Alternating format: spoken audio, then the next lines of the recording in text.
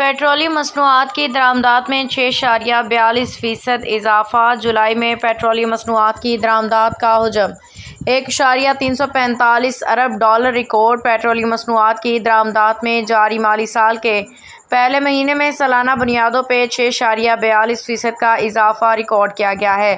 ادارہ برائے شماریات پاکستان پی B S کے اعداد و شمار کے مطابق جولائی 2025 میں پیٹرولیم مصنوعات کی درآمدات پہ 1.345 ارب ڈالر زر مبادلہ خرچ ہوا، جو گزشتہ سال جولائی کے مقابلے میں 6.42% زیادہ ہے۔ گزشتہ سال جولائی میں پیٹرولیم مصنوعات کی درآمدات کا حجم 1.264 ارب ڈالر ریکارڈ کیا گیا تھا۔